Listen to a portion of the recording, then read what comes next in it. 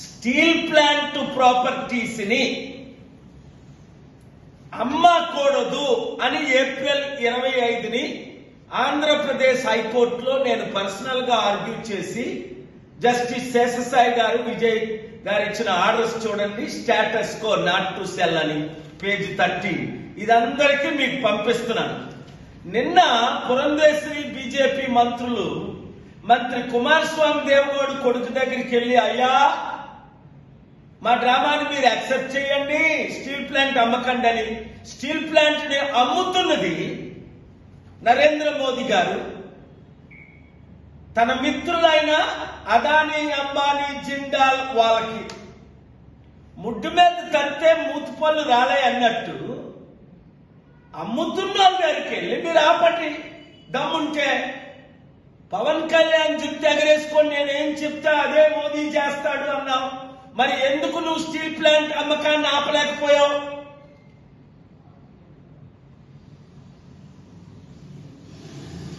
ఎందుకు మోదీ చేత ప్రకటించలేకపోయారు మీరు?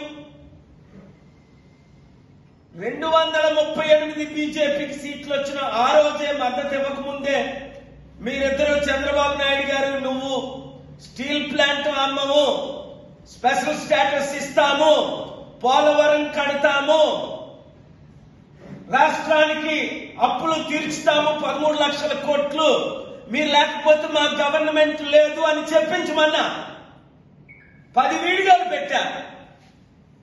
అవకాశాన్ని పోగొట్టుకున్నారు. ఇప్పుడు స్టీల్ ప్లాంట్ 19వ తారీఖుని నేను కోర్టుకి వెళ్ళకపోతే అమ్మేస్తారని నాకు తెలిసి నేను కోర్టుకి వెళ్ళలేదు. రాష్ట్ర తెలుగు ప్రజలందరికీ బుద్ధి చెప్పడానికి కూటమి అన్నారు కదా, ఈవీఎంల సపోర్టు, మీలో మూర్ఖులందరూ ఓట్లు వేశారు. ఇప్పుడు మనకి ఏమీ రాలేస్తారు కదా ఉన్న స్టీల్ ప్లాంట్ కొనే. అందుకనే నేను ఒక గూగుల్ ఫార్మ్ పెట్టాను. పాలిటిక్స్ పక్కన పెట్టండి, స్టీల్ ప్లాంట్ ని కాపాడదాం, 1,00,000 కుటుంబాలని కాపాడదాం,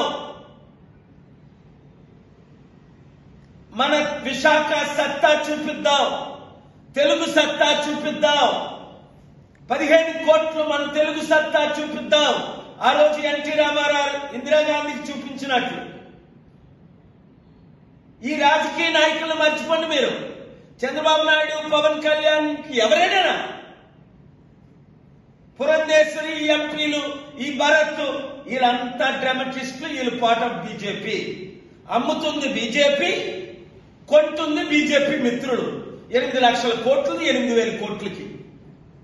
కనుక నేను ఒక గూగుల్ ఫార్మ్ పెట్టాను. దయచేసి మీడియా మిత్రులు, లోకల్, స్టేట్, నేషనల్ మీడియా అంతా, తెలుగు వారందరూ మీరు క్లిక్ చేయండి. I join doctor KA Paul to stop the steel plant sale. నేను మరలా ఒక వండర్ని సృష్టిస్తాను, మీ అందరికీ గుడ్ న్యూస్ ఇస్తాను. అందులో ఏముంది? నేను ఇచ్చిన డొనేషన్ తీసుకోమని మార్చి 14ని, ఏప్రిల్ 25ని ఆంధ్రప్రదేశ్ హైకోర్టు డైరెక్షన్ ఇచ్చింది మోదీ గవర్నమెంట్ కి. వారు యాక్సెప్ట్ చేశారు. కౌంటర్ ఇస్తామన్నారు. 19ని కౌంటర్ వేశారు. అందులో నా పేరు, మేము డబ్బులు డొనేషన్ ఇస్తున్నాం, మేము తీసుకుంటున్నాం, పాల్గారు ఇస్తున్నారని పెట్టలేదు. అందుకనే ప్రతి ఒక్కరు, మీకు స్టీల్ ప్లాంట్ కావాలా 100 మందితో సంతకం పెట్టించండి. నిరుద్యోగులకు ఉద్యోగాలు కావాలా అక్కడ కంపెనీలు పెట్టి. చంద్రబాబు నాయుడు గారికి, పవన్ కళ్యాణ్కి మీరు బుద్ధి చెప్పాలంటే నోరిప్పమనండి. సీక్రెట్ గా అమ్ముతున్నాయన్ని ఈ రోజు అమ్ముతున్నారు, రేపు అమ్ముతున్నారు, ఎల్లుటి అమ్ముతున్నారు. అవన్నీ ఆపమనండి. చిత్తశుద్ధి ఉన్న మీడియా అంతా, తెలుగు సత్తా చూపిద్దాం, మేము అమ్ముడు పోలేదు అన్న మీడియా అంతా రిపోర్ట్ చేయండి. స్టీల్ ప్లాంట్ ని కాపాడండి, ఉద్యోగుల్ని కాపాడండి, నిరుద్యోగులకు 100 కంపెనీలు తీసుకొద్దాం. 100 రోజుల్లో మన సత్తా చూపిద్దాం. Thank you very much.